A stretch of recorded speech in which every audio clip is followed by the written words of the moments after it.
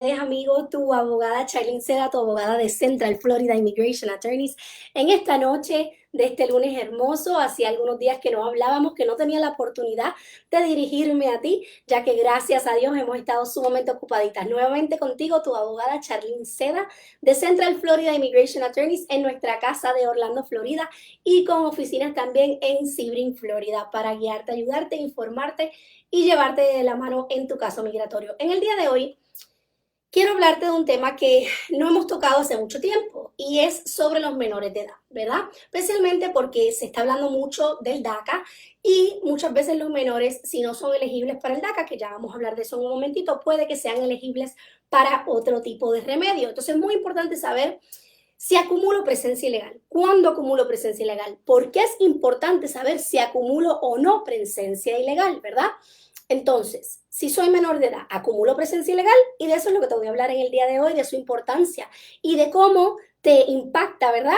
A tu caso. Si tienes un hijo menor de edad, si tienes un familiar menor de edad que pueda calificar para alguno de estos remedios, este video, este live, ¿verdad? Tutorial, esta información es para ti. Recuerda que cada caso es diferente, que si has tenido varias entradas, si has tenido récord criminal, si no has hecho tus impuestos y ya tienes edad de hacerlo o has estado trabajando, todo esto va a infligir en la decisión de un oficial adjudicador, que como sabes, esta servidora era oficial de adjudicador en USCIS o como tú le llamas, UCIS. Entonces, en el día de hoy vamos al tema. ¿Cuándo empiezo a acumular presencia ilegal? Si soy menor de edad, ¿acumulo presencia ilegal? La contestación es que no. Hasta los 18 años de edad no acumulas presencia ilegal. Abogada, ¿y por qué es eso importante? ¿Por qué yo quiero saber si yo acumulo o no presencia ilegal? Te explico. Cualquier persona que esté en Estados Unidos 6 meses, ¿verdad? De 1 a 6 meses ilegal y sale del país, activa los 3 años de castigo, lo que se le llaman the 3-year bar, los 3 años de penalidad. Eso es automático. Pero abogada, yo me fui, tengo una petición familiar aprobada, pero si acumulaste presencia ilegal, tienes que esperar esos 3 años de castigo antes de que puedas volver a solicitar cualquier tipo de remedio en inmigración y volver a entrar al país de una manera legal. Si estuviste en Estados Unidos y eres mayor de 18 años, un año, un día, ilegal, y sales del país, porque solamente se activa cuando sales del país, activas los 10 años de castigo. Sí, 10 años, de 3 años a 10 años. Por eso es que es tan importante que tengamos una reforma migratoria. Pero bueno, en este momento la ley que tenemos de inmigración es la ley del 1997 y nos dice que si tenemos más de 18 años y entramos ilegal aquí y estamos ilegal por 6 meses o más, o entramos legal pero ya se nos venció y hemos estado ilegal 6 meses o más y salimos del país, activamos 3 años de castigo. O sea, no podemos volver a entrar hasta que no pasen los 3 años. Si estamos un año y un día, no podemos volver a entrar hasta que no pasen los 10 años. ¿Por qué es tan importante si soy menor de edad? Porque miren, en el día de hoy, en la tarde de hoy, tuvimos una joven que nos partió el alma. Se fue y dejó a la abogada Seda muy triste y con lágrimas en sus ojos. ¿Por qué? Porque es una joven que está aquí desde el 2011. Es una joven que apenas tiene 16 años, que tiene sueños, quiere hacer una carrera, quiere ir a la universidad. Y esta abogada tuvo que decirle, ella venía muy contenta porque entendía que era elegible para el DACA.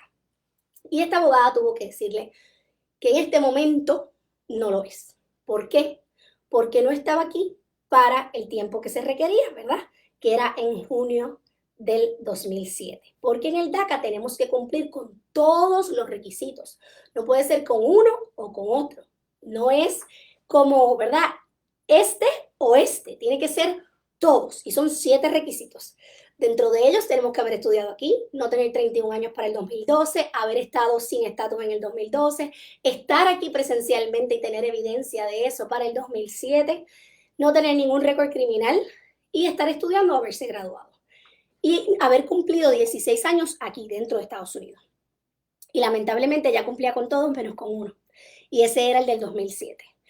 Y para peticiones como el DACA, ¿verdad? Que tienen unos requisitos tan específicos, si no cumplimos con uno de ellos y son requisitos de elegibilidad que nos hacen o no elegible, no podemos seguir viendo los de abajo, los requisitos posteriores, a ver si la persona es en efecto elegible, porque si ya sabemos que no es elegible para uno, no es elegible para la solicitud del DACA. Entonces, esta servidora tuvo que decirle que en este momento ella no era elegible para el DACA, pero no me ha cumplido 18 años. ¿Y por qué eso es importante? Bueno, porque la esposa de su papá, su madrastra, su stepmom, es residente y se está haciendo ciudadana. Y cuando mamá y papá se casaron, ella era menor de 17 años y lleva viviendo con ellos más de 5 años y hay evidencia de esa relación. Y si esa menor sale del país antes de que cumpla 18 años, no acumula presencia ilegal. ¿Y por qué es importante, abogada, que no acumule presencia ilegal? Porque si sale del país antes de los 18 años, ya podemos estar haciendo la petición familiar y se me puede ajustar a través del proceso consular como hijastra, ¿verdad? De una ciudadana americana porque su stepmom está en trámites de ciudadanía. Y es elegible porque su mamá y su papá se casaron, su madrastra y su papá se casaron antes de que ella tuviera los 17 años y tiene evidencia de esta relación. Entonces, es muy importante si soy menor de edad saber si tengo algún pariente, ¿verdad? Algún familiar inmediato, no pariente, algún familiar inmediato, mamá o papá o padrastro o madrastra, que me puedan peticionar porque cumplan con los requisitos, que se casaron antes de que yo cumpliera 17 años, y me puedan peticionar y si yo salgo, no acumulo, ¿verdad? Presencia ilegal antes de los 18 años. Pero tiene que ser antes de los 18 años para no empezar a acumular presencia ilegal. Porque si ya vas a cumplir los 6 meses, luego de tener los 18 años, sabes que si sales tienes 3 años de castigo. Y si estás al año y un día, sabes que si sales, entonces ya tenemos 10 años de castigo, que hace una diferencia bien grande, ¿verdad? Porque es prácticamente la vida adulta de esos 20 a 30 o de esos 30 a 40 años. En el caso de esta joven que tuvimos aquí en el día de hoy, que se quiere hacer una profesional y que le dijimos que ella puede y que lo va a hacer y que su estatus migratorio no va a detener sus metas porque así es. Ella, si sale antes de los 18 años, se puede beneficiar de la petición familiar que vamos a trabajarle de su madrastra una vez, ¿verdad? Ya esté como ciudadana y va a poder ajustarse a la residencia a través del proceso consular. Entonces ya cuando entra aquí, entra como residente. Y en cuestión de los 5 años, si siguen los requisitos, ¿verdad? Estatutarios como los tenemos hasta ahora, en cuestión de 5 años, ella va a poder hacerse ciudadana americana. Entonces va a poder conseguir todos esos sueños que así quiere. Así que es muy importante que si tienes un familiar menor de edad y no es elegible para el DACA porque no todo niño que haya llegado aquí de menor y que cumpla 16 años aquí es elegible, porque tienes que haber estado aquí para el 2007. Tienes que haberte graduado o estar estudiando. Entonces, si no eres elegible para el DACA y todavía eres menor de edad y tienes una oportunidad de ajustarte a la residencia a través de otra petición familiar, este es tu momento para que te asesores y para que salgas a tiempo y no acumules esa presencia ilegal. Tuvimos hoy otra consulta los lunes y miércoles, ¿verdad? En la casa de la abogada Charlene Seda y del Central Florida Immigration Attorney. Son días de consulta. O sea que son días sumamente ocupaditos, gracias a Dios. Tuvimos hoy otra persona que también nos rompió el corazón porque lleva aquí desde que tiene 5 años. Está casada, tiene 3 hijos, tiene 28 años, es elegible para el DACA. Y cuando fue donde otro abogado, lamentablemente ese abogado, en vez de hacerle una solicitud para el DACA, que ya estaba porque fue en el 2016, le hizo una solicitud de asilo frívola. Fue a la entrevista de asilo y obviamente se la negaron porque no hay ningún tipo de peso de la prueba, está fuera del año, todo lo demás, que ya sabemos, ¿verdad? Y terminó en procedimientos de deportación, de remoción en la Corte de Inmigración, en los que está actualmente. Y ahí está solicitando también su cancelación, solicitó su cancelación de remoción. Pero ¿qué pasa? Que la cancelación de remoción, como te he dicho anteriormente, tienes que cumplir con varios requisitos. Y uno de los requisitos es estar aquí 10 años antes de que comience el proceso en tu contra. Sin embargo, el requisito que no te explica es que el peso de la prueba tiene que ser de daño extremo. Tienes que probar que ese familiar inmediato, padre, madre, hijo de menor de 21 años, residente o ciudadano, va a sufrir un daño extremo si tú, peticionario, en esa cancelación de remoción, no eres permitido a quedarte en Estados Unidos, si tú eres deportado. Entonces, esta persona era elegible para el DACA, el esposo era elegible para el DACA, y en vez de hacerle solicitudes de DACA, se le hizo un asilo y se le hizo una cancelación de remoción en la corte, cobrándole más de $8,000 por cada persona. y hoy por hoy tienen una orden de deportación que tienen que hacer una apelación. Y eso para mí llora ante los ojos de Dios, porque eso para mí no es ético, eso para mí no es legal. Estas personas no cumplían con los requisitos base para hacer una petición de asilo y no tenían por qué terminar en la Corte de Inmigración pidiendo una cancelación de remoción, porque ambos eran elegibles para el DACA en el momento que fueron a ver a ese otro abogado. Así que cuando usted vaya donde un abogado, usted tiene todo el derecho de preguntar qué le van a hacer, por qué se lo van a hacer, cuáles son los requisitos de la petición que le van a hacer o que le dicen que usted es elegible, cómo es que usted o cualquiera de sus familiares es elegible para esa petición, y si usted va a terminar o puede terminar en una corte de inmigración si deniegan esa petición base. Porque en este caso ella no tenía conocimiento de que se le había hecho una solicitud de asilo, porque se le dijo que se le iba a pedir a base de sus hijos. Y como ella tiene 3 hijos y uno de los niños tiene problemas y tiene unas terapias frecuentes, pues ella entendió que ya era elegible. Sin embargo, le sometieron una solicitud de asilo, terminó en la Corte de Inmigración, habla más inglés que español, nunca ha estado en su país de origen desde que llegó aquí a los 5 años, igual que su esposo, sus hijos son americanos y hoy por hoy sufre el riesgo de ser deportada sin ninguna necesidad. Si usted es elegible para un remedio, solicítelo si usted tiene la prueba. Pero primero debe de saber si usted en efecto cumple con los requisitos base de esa solicitud. Siempre va a haber un elemento discrecional, porque es inmigración y así lo tiene la mayoría de las solicitudes en inmigración, lo tiene el oficial adjudicador o en este caso el juzgador, que es el juez. Pero los requisitos base están establecidos. Ahí no hay duda. Usted o es elegible o no es elegible. O cumple con el tiempo o no cumple con el tiempo. O tiene el daño extremo o no tiene el daño extremo. Y entonces eso es lo que usted tiene que saber y conocer de antemano. Antes de firmar cualquier tipo de solicitud, que lo hace bajo juramento para que lo sepa, todo formulario que usted firma de inmigración lo hace bajo juramento, confirmando y afirmando que lo que usted firma es cierto. Y que usted jura que es la verdad. Ah, que me lo hicieron, que yo no entendí, que yo no sabía. Lo que pasa es que usted firmó. Y si usted firma un documento, usted debe de saber qué es lo que dice el documento. Así es la ley. Así que antes de usted firmar cualquier documento, número 1, pida copia. Todo lo que usted firma tiene derecho a copia. No importa de quién sea, quién se lo dé, qué autoridad se lo dé, qué oficina se lo dé, usted tiene derecho. Y número 2, pregunte cuál es el remedio que le están pidiendo, cuáles son los requisitos base. Y si usted puede terminar en la Corte de Inmigración en base a que le nieguen esa solicitud. Saludos, Alberto.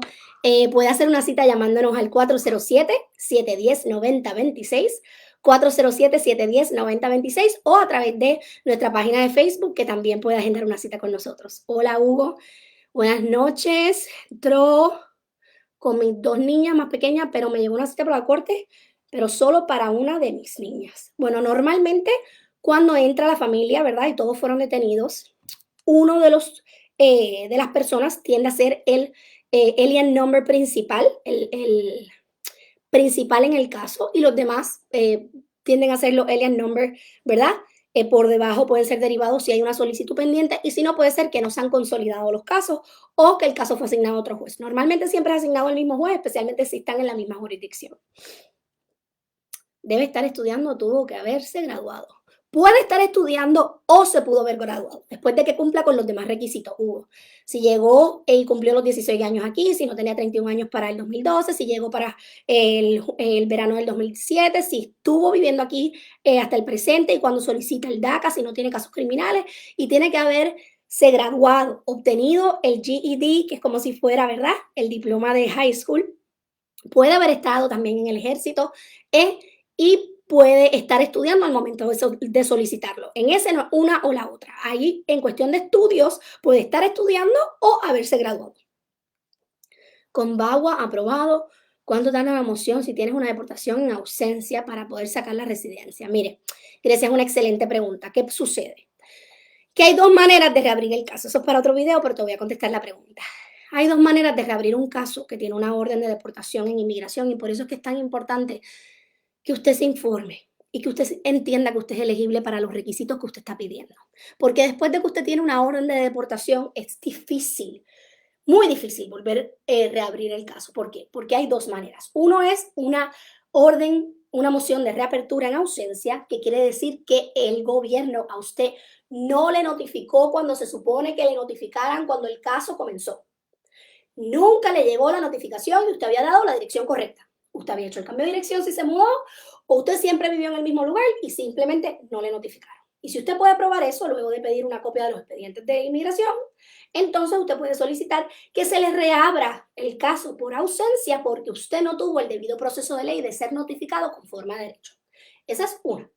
La que me estás preguntando, que es la otra, esto sería, si no aplicas a la primera, es la moción de reapertura suasponte. ¿Y qué es eso, abogada? Pues la moción de reapertura suasponte es una moción de reapertura discrecional.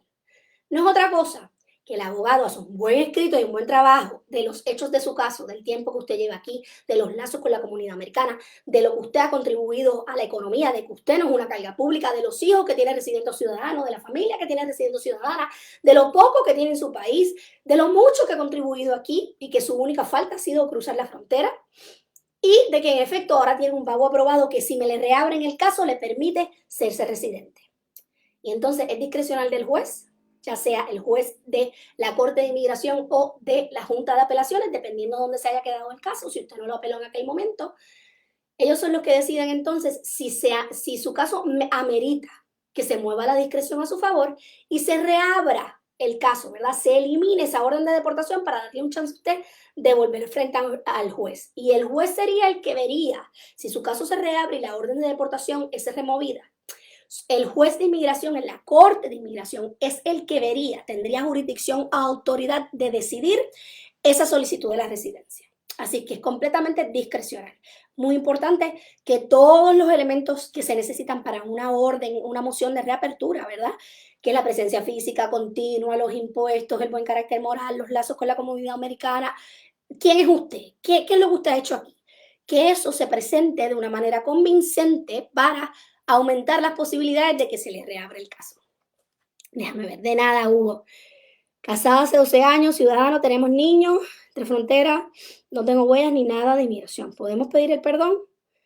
¿Cuánto durará desde la petición familiar hasta el perdón? Pueden ser 1.5 años a 2 años. Petición familiar está durando de 8 meses a 1 año en ser contestada. Y sí, puede pedir el perdón, sin embargo, tiene que establecer el daño extremo porque para el 601A, que es el perdón provisional, ¿verdad? Que nos elimina solamente una entrada ilegal a Estados Unidos hasta y la presencia ilegal hasta el momento que nos dan el perdón, tiene que poder probar el daño extremo a ese familiar inmediato cualificativo, o sea, que le califica para pedir el perdón, que en este caso sería su esposo, no su hijo. Bueno, muchas gracias a todos los que han estado con nosotros en la noche de hoy. Hacía unos días que no hablaba contigo, que no me podía dirigir a ti. Y esto me gusta mucho, lo disfruto, me apasiona. A veces empiezo a hablarte, digo que voy a estar 5 minutos y termino estando contigo media hora. Gracias por acompañarnos. Si te gustó este video, dale like y dale share. Compártelo con otros amigos y familiares para que se puedan, ¿verdad? Poder aprovechar y tener esta información, que mientras más informados estamos, mejor decisiones podemos tomar. Y si quieres una cita con esta abogada, tu abogada de inmigración, Charlene Seda de Central Florida Immigration Attorneys, llámanos al 407-710-9026, 407-710-9026, con oficina en Orlando y en Sebring, Florida, a la orden. Gracias.